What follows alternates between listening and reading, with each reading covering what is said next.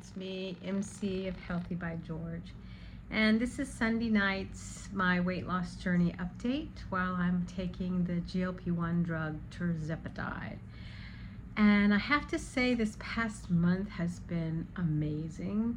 I have lost more weight on the drug than ever before in 1 month. And that's kind of really stunning. Although I have to say hormonally, I'm not feeling as, I don't know, I'm having some PCOS symptoms. I also am having more fatigue on this higher dose of 7.5. It's either that or I have some low blood pressure that's happening. So, you know, these are all things that I'm tracking, and I think that anyone taking Tirzepatide should do that. You know, be constantly involved with your provider, talk about your blood pressure, talk about how you're feeling, because all of these things can be managed because none of them are that uncomfortable. But definitely I do notice a difference, although I'm super happy with the increased weight loss. I still am hesitant to try on new clothes, although I can tell from the clothes I'm wearing that they're pretty baggy, and some of the clothes I haven't worn in a couple of years are bigger than normal, so that's really kind of interesting to see happen. You know, I think that we all are struggling in some ways to find our weight loss journey. I think some people are doing the bariatric bypass or some type of a gastric sleeve. I think for others, they're finding ways of a combination of just diet and exercise, which, you know, for me, never really worked. I don't care. I mean, I would go a certain distance with it. You know, like before I was on Tirzepatide, I was able to lose, I think, a good, 30, 35 pounds in about a year time.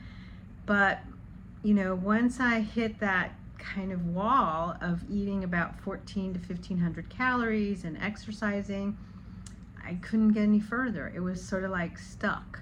I would just kind of maintain this never-ending space of just the same weight, and I couldn't move it. And that's when I really insisted with my primary care provider. I said, please, I think I need to take Tirzepatide. I need to take one of these medications that will help me. And certainly I started in August of last year, and I have consistently lost weight. And anytime I kind of hit a plateau, that's when I talked to my doctor and we went up. So it was really interesting. I started with the lowest dose in late August. I didn't change doses until December. I consistently lost weight, just maintaining the lifestyle changes I had, taking this drug. And then around December, it kind of plateaued, so we went up to the next dose. Then on that dose, I stayed on that for January, February, March. Then I went up to the 5 milligrams, but then I had to go back down to the lower dose because they were out. And I was only on that dose April, and then got back onto the 5 milligram in May. And then just now in June, I've changed to the 7.5. And this is my late May, now my second month of doing 7.5, starting just July. So I'm very, very excited to see how far this dose will take me, since I've had an amazing response right off the get-go with this past month. You know, typically I lose about a half a pound to 3/4 of a pound a week. And with the higher dose of 7.5, I've lost more. I lost more, like 1.25 pounds, so that literally by the end of the month I had lost about 5 to 6 pounds, which is new for me.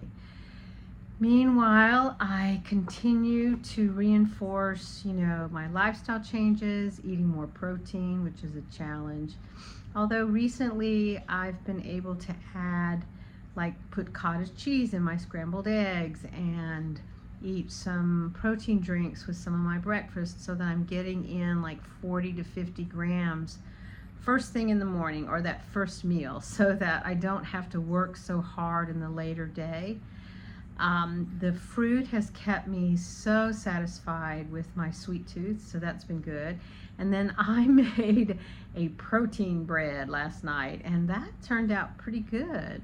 It has very low sugar. I only put like a half a cup of the coconut sugar in it, protein powder, and then I made it with the flour that is what kind of flour is this? Kind of brown. It's not brown flour, it's some other flour. It's not oat flour. I don't know, I can't remember the name of it right now. But it's more of an ancient grain, which I think is healthier. And so it was delicious, you know. So 1 stick of butter, and I put 3 eggs, and it's so yummy. It really is. So another thing with protein that helps me with my sweet tooth.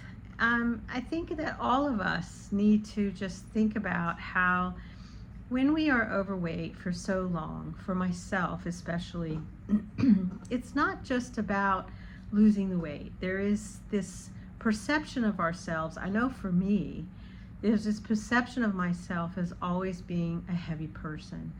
And now I'm feeling a sense of different sensations in my body.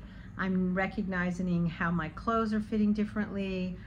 And, you know, I've always had an emotional side of eating for my whole life. And I think a lot of it had to do with some of my younger days when I was going to the doctor and felt like, you know, no one believed me when I was saying, you know, this is all I'm eating. And so it became such a challenge. And I always felt so ashamed and truly discouraged when I went to the doctors. I never felt truly heard or supported, and I think that was many years ago. I mean, what, over 50 years ago when I went through all that?